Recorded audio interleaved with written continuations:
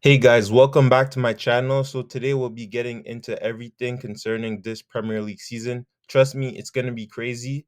Hope you guys like it. Leave a like, comment, and subscribe, and please share. Thank you very much. So right now it's currently international break. Let's go over a couple things that happened on the weekend. So Aston Villa beat West Brom 2-0. It was a pretty interesting game, and this helps Aston Villa secure their chances to make top four and play Champions League football. It's almost guaranteed for them. They've been a very consistent side ever since in the last like 2 years. Hopefully they could finally achieve their ambition to go back into the Champions League and to be one of the leading sides in England. Tottenham versus Forest. This is one of those situations that is getting very scary. No one wants to see Tottenham go down. It's starting to not be a meme anymore. There's really a way that Tottenham can go down. It would really be a catastrophe because of all their major investments in their stadium, in their staff, in their new players. It's something that no one really expected, knowing that Tottenham always had a quality side. They always had decent players, but now that Harry Kane and Son left, no one really took the mantle and filled the void to try and kind of lead Tottenham to one of those top spots. It's something that has kind of been going on in the background. The club was well run financially, but in terms of the football operation, there was a lot to work on. That's one of the reasons why I think Daniel Levy had to step down, because the football operation was one of the major concerns at Tottenham. Newcastle versus Sunderland in the derby. Newcastle lost 2-1 to Sunderland. Sunderland has been one of the biggest surprises in this Premier League campaign. They came back, they revamped, they got Shaka Granite Shaka. They have a young squad. They have a that good balance between experience and youth, and they've been overachieving, and they're probably gonna fight for one of those European spots. It's good to see Sunderland back in the Premier League and thriving. Newcastle, for in my opinion, they they are kind of underachieving because of all the investments, all the money the Saudi groups brought into Newcastle. This project is taking kind of a while for it to for Newcastle to become one of those major squads. They got players, but I don't think they got the right players to try and launch their dynasty. They didn't go for any proven players that have had success in other clubs. Maybe they should be looking at a club like a Barcelona to try and get like a Lewandowski at the end of the season, or try and get someone who can kind of bring experience and also a couple young figures that they could build their future squad on, so that they can not only maintain a high level, but also kind of challenge the top four spots, a bit like Man City did 10 years or 12 or some 15 years back, when Manchester City, they got Aguero, who was at Atletico, and then they got David Silva. They also got Yaya Toure, and then from that they build this dynasty that they have now. They kind of went for experience.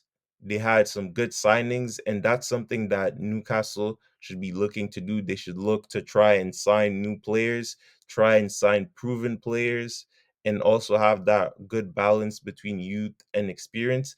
And hopefully, we could see Newcastle becoming a top four side more regularly. This would really change the landscape of the Premier League, and it would be a huge plus for us football fans.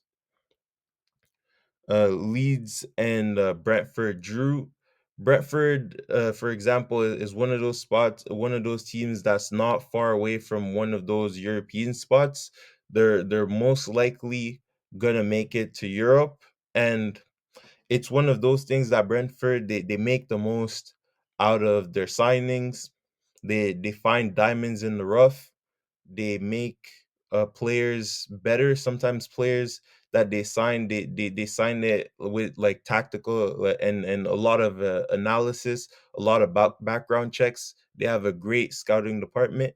It's good to see that Arsenal, no, that Brentford, my bad, that Brentford is out here playing some good football, some decent football, and they're challenging the big boys.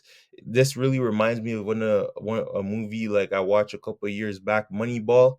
It's like they go for these profile of players. It's a baseball movie. They go for specific profiles of players that don't necessarily hit the eye. They're not stars, but they get the job done. And I think this is exactly what Brentford is doing. Happy to see that Brentford is one of the squads that's challenging the bigger teams, and that they might make it to Europe. This would be a very nice success story. Like in the last couple of years, they've produced and they've kind of brought to the forefront Ivan Tony, Wisa, and Brian Buemo, who's now with Manchester United. This just goes to show how like Brentford sees these players in lower clubs, and they know how to kind of do some fine tuning and help them reach the next level, and it's really nice to see. So Everton beat Chelsea. Ever since Chelsea lost to PSG, I think a lot has been going wrong. I personally think they should have never sacked Maresca. Rossinier, I think they should give him a chance, but he's really on the edge because this is a very talented and a very complete Chelsea squad. They have a lot of young players, they have a lot of pieces. I don't think that Chelsea should be in the situation where they are. I think losing 3-0 to Everton kind of really reflects on the leadership and what's going wrong at Chelsea right now. This is just my opinion. I may be wrong, but Everton, they did a nice job. They're fighting. They can make it to Europe. There's a high possibility for them to make it. I think it's gonna be one of those things where it'll really be on the last match day where Everton will know if they're playing Europe or not.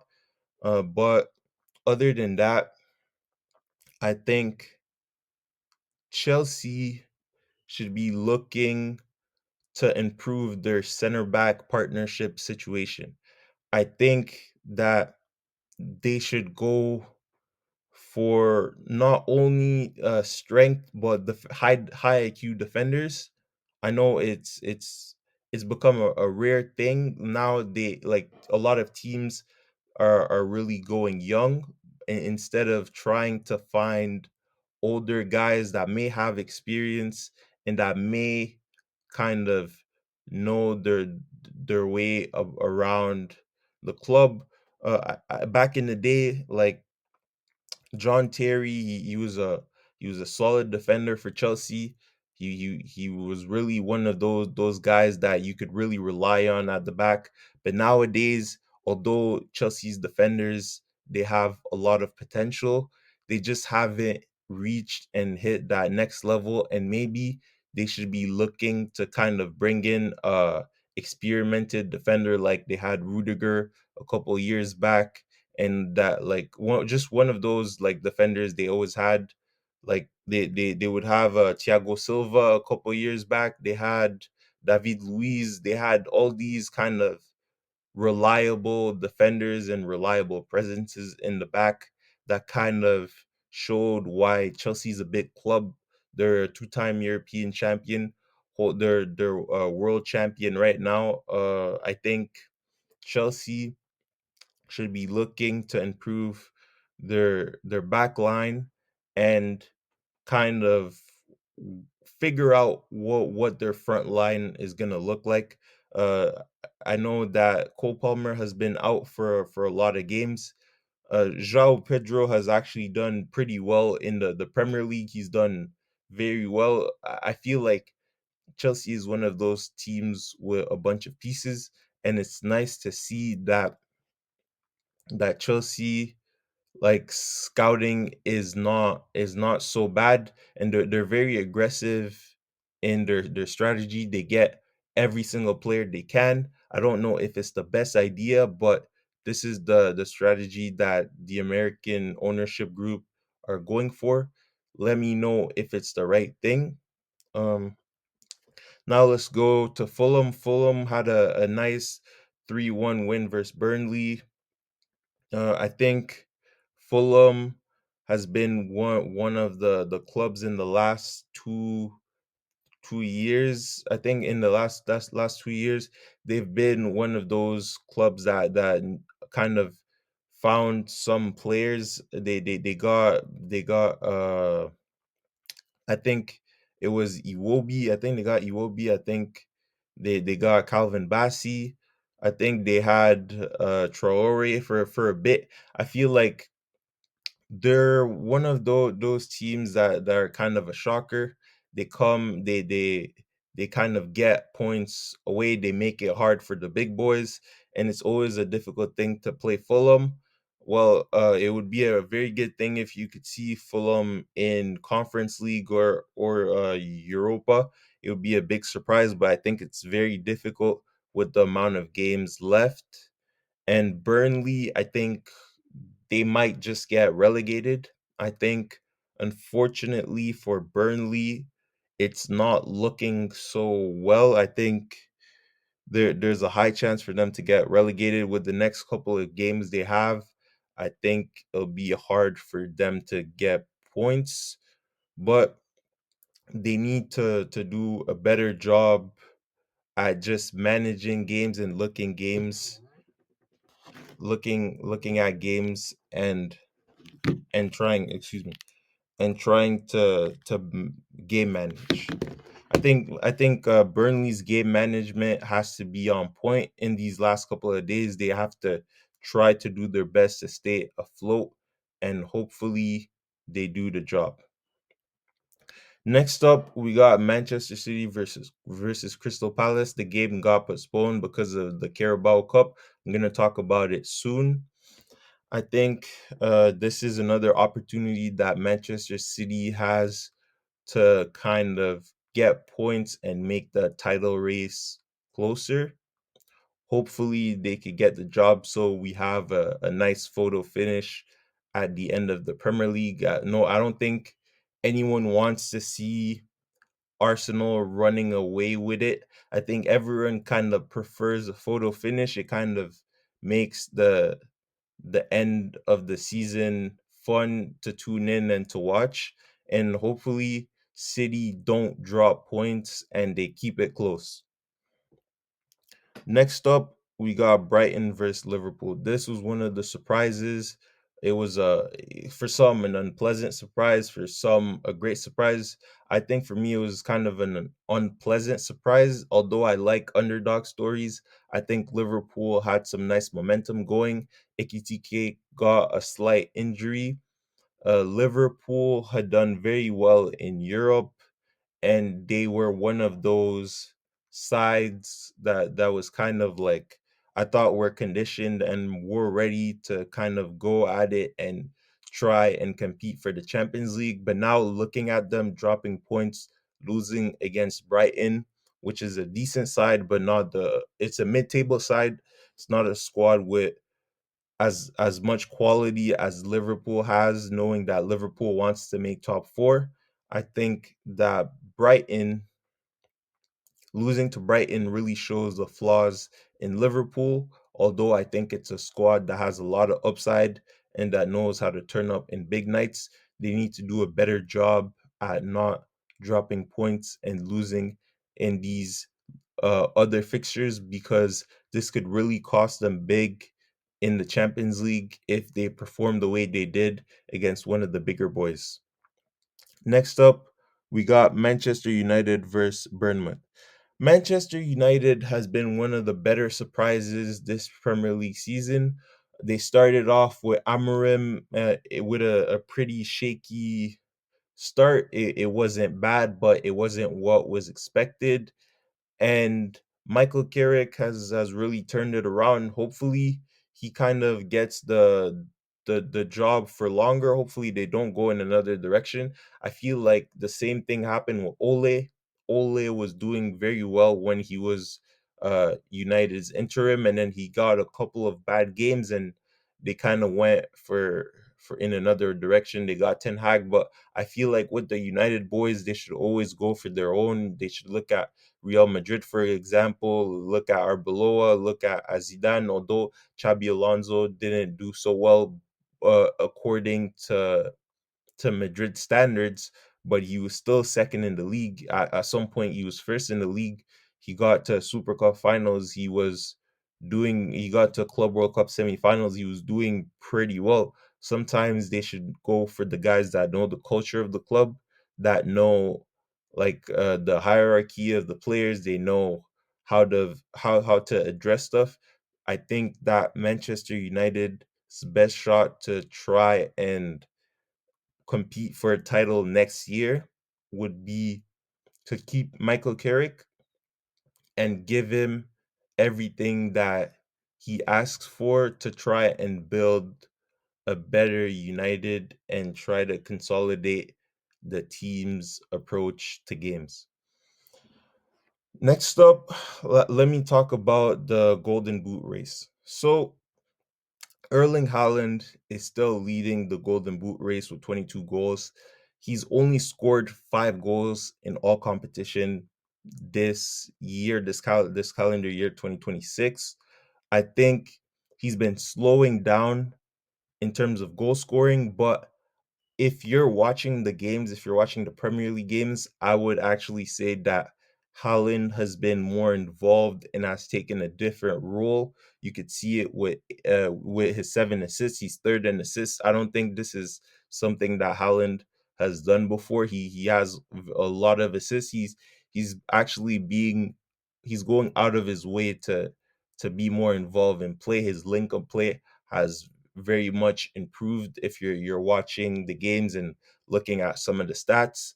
Personally, I think that Haaland, he's a goal machine. He knows how to get into those spaces. He knows how to get into the six. He knows how to get to those spots, to those finishing spots.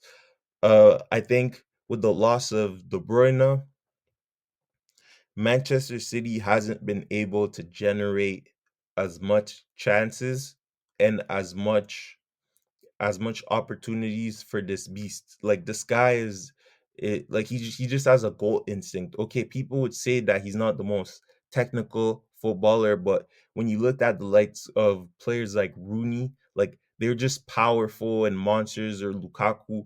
They're it was those type of nines that you would look at in the Premier League and be like, okay, they could get you a goal, they could get you they could finish for you. They're powerful. Maybe they are technical. They're professionals. They're more technical than the average person. But I'm saying like that they're not as flashy, but they know how to get the job done, and they're world class number nines. I think that Haaland, people should put more respect on his name. He's the best striker in the Premier League, arguably the best striker in the world, and I think that Haaland will get the job done. If he'll get to 30 goals again this season in the Premier League, I don't know. But all I know is even if he had a drop in production, I think Haaland is still one of those players that he's still above the rest and he's still getting the job done. The next step for him would be to start creating more of his own goals. And I feel like he could take a lot of inspiration from what Kane was doing when he was at Tottenham and what he's doing now with Bayern. So Igor Thiago got called up with Brazil. He's only 24. He's bald, but he's 24 and he's balling. I have to admit that Brentford, like I said before previously in this video, they're good at finding these diamonds in the rough. Hopefully, he keeps scoring for Brentford and helps them get into better position. It's good to see that a player that isn't playing for one of the other major that is playing outside of the major clubs is getting these numbers, and I'm very happy to see that Igor Thiago is finding the back of the net. Now let's talk Semenyo.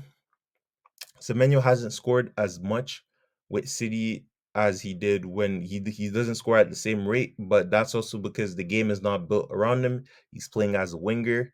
He's not finding those shooting opportunities as much as before, and I think that's why he had a major decline. Not a minor. It's a minor decline in production.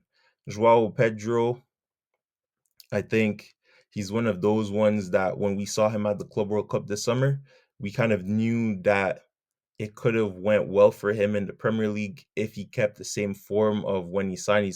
He scored two beautiful goals at the Club World Cup, and he keeps on getting himself in great areas. At Chelsea, he has this little small minor rivalry with his teammate Liam Delap and other striker options. They got rid of Nicholas Jackson, who might come back because he's on loan. I don't think Bayern will sign him, but he's still a great option at Bayern. I think now Joao Pedro would need to get himself to a 20 goal season to try and confirm his starting striker spot. I think that's really the goal for him, to try and be in one of those top two forwards, even though I think it's unlikely for him to get the golden boot, but for him to try and push his counter up, try to get more individual goals, better goals, get to those spots, and maybe he could finally confirm and lead the doubt out and become Chelsea's number 9 and take the mantle. So, in terms of assists, Bruno Fernandez has been going brazy. He's been going crazy. I think he's going to get the assist record in the Premier League. I think most of his assists have come from set pieces, but you still have to appreciate what he's done. A lot of teams don't even score from set pieces. uh, a lot of teams aren't as prolific, and it's a great thing to see that Bruno is in form and he's one of the best players in the Premier League. He's in my top 5 in players in the Premier League in terms of effectiveness, and I think it's a really nice thing to see him performing this way before going into a World Cup, and I'd like to see his link up with Ronaldo at the World Cup. Ryan Cherky is just one of those nasty players. He's so disrespectful. He has no respect for the game, for his opponent. He just has the flow, the aura. He's one of those players that kind of just pushes himself. He does a lot of tricks. He likes his little flicks. Like, he has 8 assists. He's very flashy. I think he could be a bit more productive, but I like what I'm seeing from him, and I'm very happy to see that Manchester City got a quality number 10 to kind of fill the void of Kevin De Bruyne, even though you could never replace him. He just has so much quality. So let's get into the next part of this video. Okay, so in this part of the video, I have to congratulate Manchester City for winning Carabao Cup. Like I was just speaking prior to this guy, Ryan Cherky, is just nasty. At some point in the game, he just started doing keep ups in the middle of the pitch. Like, he doesn't care. He's just that player. He's just that guy. He's just so confident. I like to see players confident. We always talk about football being gone and like not being entertaining anymore. But this is the type of shithousery that you need. This is the type of stuff that make the game live. This is the type of things that we come to a stadium to see. We come to see personality. We don't.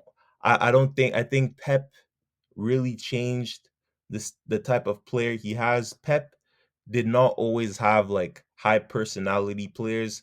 A lot of Pep players didn't really stand out, but to see Shirky being this way, and I know he said it before. Shirky, he idolizes Ronaldo. Ronaldo's his favorite player of all time, and to just see him kind of be that expressive and just show his personality and his colors.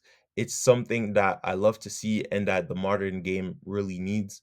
I'm happy that Shirky is in great shape and that he's balling out for City. Congratulations for them. He had himself a solid performance in the game. It was much better than what his performance in the Champions League. I was happy to see him back into that starting lineup, and I'm happy to see him excel, and hopefully he could make the starting lineup at the World Cup. This would be very interesting, and it would be good for him to kind of bring that French street football, that North African footballing style, to try and bring that street baller style to the World Cup. It would really have a big impact on football culture if he's able to be successful while kind of just showing his flair. I think Pep he he really kind of grew and matured and kind of understood a lot of things. His emotional awareness and just he's more poised now than he was before, and I think really it's because he kind of expresses himself more. He kind of lets himself go. Before, he would kind of internalize all his stresses, but now you could see him, he was celebrating, like he was celebrating the Carabao Cup harder than he would celebrate when he won the Champions League. This is something you almost never seen before from Pep. He's finally letting it out, and I think that it's going to be very good for his mental health and for his stability and for his relationships with his players. I think this is the way to go for Pep, and I'm very happy to see him in great shape and see him out here competing. He won his 40th trophy. Like, you have to put it in perspective. He won, I think it's 18 trophies with Manchester City, if I'm not mistaken now. But he won his 40th trophy, and yeah, you just have to put it in perspective. Messi has 50 trophies, and it's like Pep hasn't been coaching for however as long Messi or Ronaldo have been playing, and you won 40 trophies. Like, this just goes to show that although he's had great teams, but he's just probably the greatest manager. He's up there. He's one of the greatest managers, and he's probably the greatest manager of all time. And I'm happy to see that he's still this consistent, still this committed to City, and he still has the will to win and to put out teams that can perform in finals.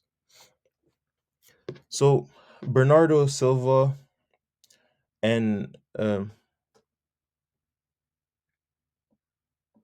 yeah, so Bernardo Silva said that he kind of complimented Arsenal after the finals about their magic and it's kind of hard to get them.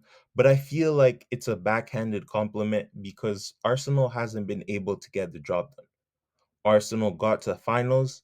They finally could assert themselves as the best team in England and the best team in the Premier League, but they shied away from the situation. They tried to play for a draw, in my opinion, and this was just a negative thing. I think that Arsenal are magical and they should try to play open football. They should try to actually play football. They have all these wide options.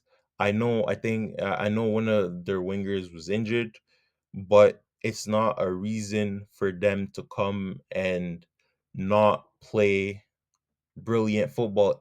The reason why Manchester City won is because they were playing the game. They were trying to force mistakes. They were just giving putting so much pressure onto Arsenal, and Arsenal was just forced to make that goalkeeper mistake by Kepa.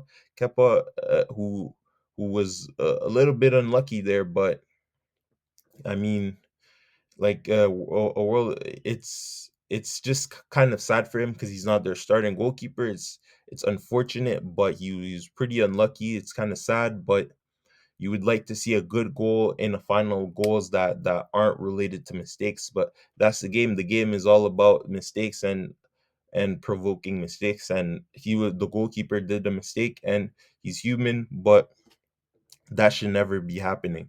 So Pep Guardiola was out celebrating with his daughter after the game.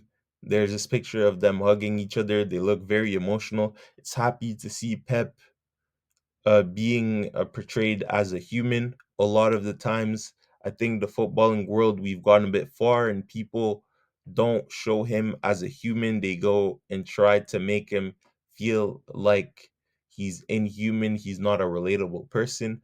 But I think that we need to come to a phase where we start humanizing him. We start to understand him for the guy that he is. He's just a monster. He's a guy that just wants to win. And society doesn't always appreciate winners the same way that they appreciate common people or just losers, right? They have a lot of sympathy for losers, but Pep is a winner. Pep wants to win. Pep wants more out of his players. That's why he behaves the way he behaves. And this is why he's successful. But this is also why everyone kind of uh diminishes his accomplishments. And I think winning a Carabao Cup and winning a trophy, whatever trophy you win, it's a big trophy. It's a big thing, and you just have to congratulate him. It's 40 trophies in a career, and I'm happy to say that Pep Guardiola is still a world-class manager at this point in his career, and it's great. He put out a situation where he basically forced Arsenal to start playing long balls. Arsenal center backs, they wanted to play out the back, but they found no way out the back. He basically played a 4-2-4, and he forced Arsenal he forced their forwards, their defenders to boot the long ball to go for long options instead of playing it out the back and playing it in the middle. And it's not a situation where Arsenal is as comfortable doing, and it was something that really broke Arteta's rhythm. I don't think Arteta was expecting for Pep to play that style, and I think it's something that I don't think it's something that Pep will use when they verse each other again in the Premier League, but I definitely think that Pep knows ball. Pep has a lot of ways to win finals and important games, and knowing that he's gonna be versing Liverpool, Chelsea, and Arsenal right after the international break, it just goes to show that Pep is ready. He's very ready. He's kind of probably have spending a bit of time with his family during this international break. But what Pep is not doing is he's not slacking, and he's trying to figure out a way to make that title race as close as he can and try to help uh, Manchester City just come and just expose Arsenal's flaws and make it as hard as possible for them to win the Premier League. Now let's talk about good old Arsenal. So Victor Gyökeres is leading in goals at Arsenal right now in the Premier League. 11 goals. Saka and Eze, they have 6 each. I think Declan Rice is at 4 or 5 if I'm not mistaken. I think Arsenal don't really have a standout player that gets them like 20 or 30 goals, but they've gone for the team approach, an approach where multiple players are kind of bringing their contributions regarding like to the depending on the game and depending on the situation. I think that Arsenal should be kind of looking to try and incentivize their players to try and score more, try and kind of have that ego. You kind of need that reference player. Like every team that's won the Premier League has had a couple reference players that have gone like to the next level, have gone kind of and like kind of gotten the results. They got the goals. They kind of had the aura. They were kind of the big presence up front. Like this is not like it's not a very analytical thing, but it's just like who's the face of Arsenal? Like Arsenal doesn't have a face. They're not like Chelsea had Hazard. Before that, Chelsea had Lampard and Drogba. You go to Manchester City, they had Aguero. They had Aguero, Sterling, they had Sane getting stats. They had Jesus getting stats a couple years. They had Foden, they had De Bruyne, they had Haaland getting stats when Liverpool was playing well. They had Salah, Mane getting goals. Firmino was also in the contribution, but Salah and Mane were the ones that were getting all those stats, and they were kind of like the player that everyone feared when they played against an Arsenal. Although they have a lot of talent, their production is sub average in like per individual. Uh, if you look at it in comparison to the rest of the pack, they don't really have a guy that causes fear. Sometimes Gyökeres kind of goes unnoticed in some situations. He gets like subbed, he gets like left out, although he's their starting number 9, and you don't really know who's who in Arsenal. Maybe it's just me, it's just my own feeling. Maybe I'm wrong about this. Leave a comment in the section below, but Arsenal need to do a much better job going forward and instilling fear in their opponents. I think losing finals and losing these big games, it's psychological. It's not something that Arsenal would have expected. They were kind of the favorites going into this game. Manchester City just came off of a loss in the Champions League, and we were just questioning the output of Man City, but they came and surprised everyone. But I think City has worked a lot on their mentality ever since they won the Champions League, and with all like these experiences they've had, although it's not necessarily the same core players, but a lot of them have experience. They've played all these big games. They know what it takes. Arsenal need to do a better job at winning games and at closing situations. It could be a very scary thing for them knowing that they have a couple of interesting and difficult fixtures in the next couple of weeks. Um like I said, like Arsenal, they're scoring from set pieces. 23 goals from set pieces is just unheard of. Like you have to give them credit for it. They're very creative. But it's a you don't want to see teams winning like that. Like if if someone pays a ticket, for example, for a World Cup game, and he's just seeing goals from set pieces, it's pretty like disengaging. You're not really seeing a lot of the actual actions. It's like if they're avoiding to play football. For me, if Arsenal get the win, they get the win, right? You can never argue against a team that wins. Winners win, and that's what matters. But if you could figure out a way to win in a certain fashion, or have a great balance between kind of game management and actual uh football enjoyment, it would be good. Hopefully, Arsenal can sort out their situation and finally get the job done, and like the memes about Arsenal could stop. I wish that Arsenal can actually close the season in a great manner, but like I said, I want it to be a photo finish. I want it to come down to the last match day, and I want it to be as hyped as possible. So what's next? So The FA Cup after this international break, there's going to be some nice games. It's a nice opportunity for some of these teams to get a trophy. Like Manchester City could get another trophy. Chelsea, like that won the Club World Cup, they could get another trophy.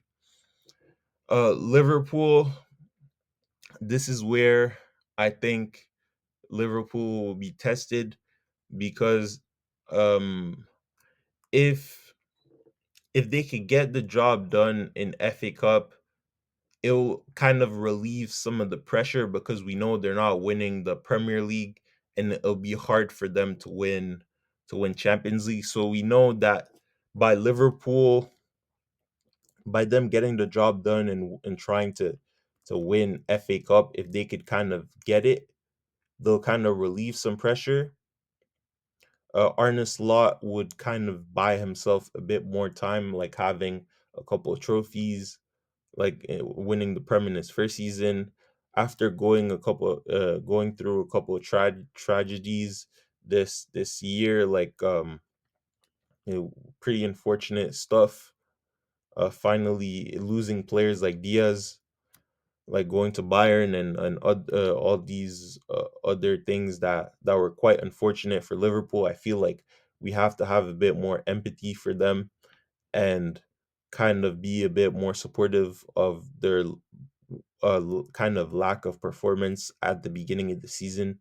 It's understandable, but hopefully Liverpool can win a trophy for their players, and they could win it for Jota. Like, this is, it breaks my heart, but hopefully Liverpool could get a trophy and dedicate it to him. It would be an amazing thing to do if they could win either Champions League or FA Cup. I'd be very happy for them.